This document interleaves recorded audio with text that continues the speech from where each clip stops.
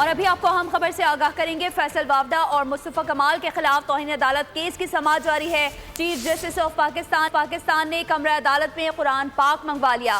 وکیل حافظ عرفات کو سورہ احزاب کی آیات پڑھنے کی ہدایت کر دی۔ آزادی اظہار رائے کے نام پر ٹی وی چینلز جھوٹ کا پرچار کر رہے ہیں۔ چیف جسٹس کی جانب سے یہ کہا گیا۔ چیف جسٹس نے استفسار کیا نیوز کانفرنس دکھانے والے تمام چینلز کو بھی نوٹس جاری کر دیں؟ میرے حساب سے تو ٹی وی چینلز کو نوٹس جاری ہو جانی چاہیے، یہ بتایا گیا ہے اٹارنی جنرل کی جانب سے۔ فیصل وافدہ اور مصطفیٰ کمال کے خلاف توہین عدالت کیس کی سماعت، ایسے میں چیف جسٹس آف پاکستان نے کمرہ عدالت میں قرآن پاک منگوا لیا ہے۔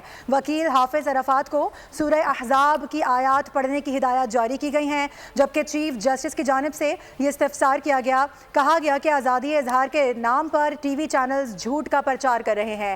کیا نیوز کانفرنس دکھانے والے تمام ٹی وی چینلز کو نوٹسز جاری کر دیے جائیں؟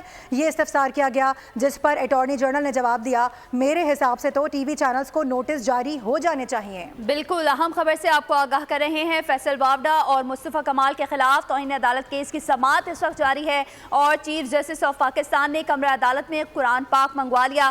وکیل حافظ عرفات کو سورہ احزاب کی آیات پڑھنے کی ہدایت کر دی۔ چیف جسٹس نے کہا کہ آزادی اظہار رائے کے نام پر ٹی وی چینلز جھوٹ کا پرچار کر رہے ہیں۔